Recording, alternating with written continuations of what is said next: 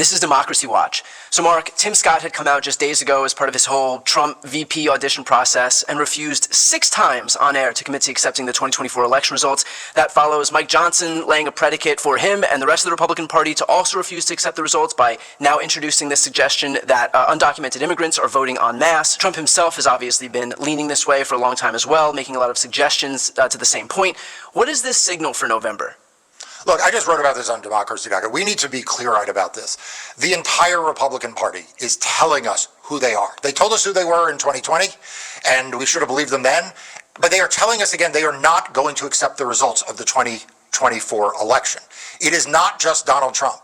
It is not just Tim Scott. It is, frankly, you'd have an easier question to ask me, who is the Republican who said that they will accept the outcome of the 2024 election? There are virtually no Republicans at this point who are not election deniers. And really that list dwindles if you talk about Republicans who are currently in office who seek to run for re-election. Tim Scott is competing for the vice presidency against a woman who shot a puppy. I mean, like this is what we're dealing with. Yeah. Mark, are we better or worse prepared for another Republican effort, and what I would suggest is the inevitable Republican effort to undermine the election results in 2024? So, Brian, I think you asked the right question with the right word. It is inevitable. We are better prepared if we accept that it is inevitable. We are better prepared if we are clear-eyed between now and November, in the next 6 months. Do we take the steps necessary to be prepared for what is going to happen, or do we take the position that, well, it would never happen again, people are fed up, that was a one-time event, Donald Trump's not in office this time, it won't be as bad. Then we won't be better prepared. So honestly, the jury is out on whether we're better prepared. I know where I stand, and I know where you stand, and I hope everyone out there is standing with us and saying we are not going to allow another January 6th this time around. Well, to that point then, what's your message to Republican voters who are being primed right now, whether it's from Donald Trump or Mike Johnson or Tim Scott or any of the other raft of Republican officials, to believe that the election is already being stolen by the Democrats? Okay, so I have 2 messages. First, if you're a Republican voter out there and you are confused by all of this and you've now come to believe various conspiracy theories, my message to you is one of compassion. You've been lied to. You've been lied to systematically for years now. And I am sorry that has happened. It is a tragedy for you and for democracy that people who know better, people whose responsibility it is to tell you the truth, have lied to you. Fox News has lied to you. They have made billions of dollars off of you being lied to, and that's terrible. Elected officials, Mike Johnson has lied to you. Donald Trump has lied to you. If you are one of those people, though, who knows better, okay, you know that it's a lie, but you continue to spread it. You continue to profit off of it. You continue to foment discord and hatred because of it. History will judge you. History will judge you for who you are at a time when your country needed you to be honest and to tell the truth, Mike Johnson. When Tim Scott, your country called upon you to be responsible and to stand up against hate and against lies. History will remember that at this time in history, you were one of the bad guys. And so that's my message, right? We are beyond the time of posturing. We are beyond the time of humoring. We are beyond the time of understanding. Now is the time that people are either going to stand up and do the right thing, they are going to stand up and do the wrong thing, or they will be among the people who have been lied to.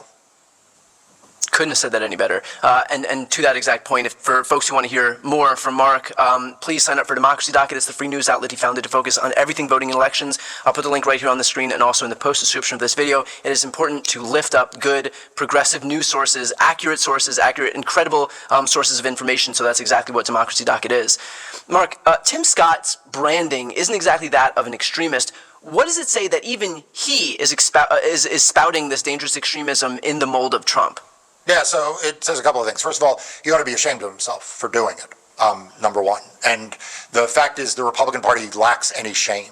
The fact that Tim Scott would say this several times, while at the same time, like I said, a woman who shot a puppy and lied about meeting a foreign leader, is still on TV, it just shows the depravity and the lack of shame in the Republican Party. But what it also says, though, is that Trumpism has captured the Republican Party. If you're a Democrat listening to this, if you're someone who is an independent listening to this, you need to understand there is no one on the other side who is acting in good faith. They are all now supplicants to Donald Trump, the big lie, and election denialism.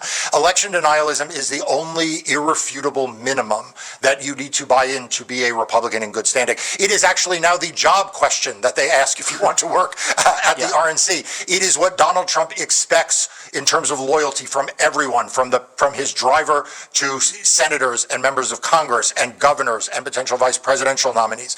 And so the big lie and election denialism now is the creed of the Republican Party, and it is a terrible, terrible thing for democracy. And come this November, it is important that it be voted down and voted down definitively. So if you are a Democrat or a right-thinking independent who worries about democracy, you need to vote for Joe Biden up and down the ticket, wholeheartedly, full-throatedly, with all of the passion that you can bring to it, because that is the only way that we are going to save our democracy in the long term. Well, the only reason that our democracy held up in 2020 was because a few people had the courage to protect it, and they were in positions to be able to do so. What does it say that we are now seeing these litmus tests be imposed on Republicans who would replace the people who actually protected our democracy the last time around? It means that this November is going to be very difficult. I don't want to sugarcoat it.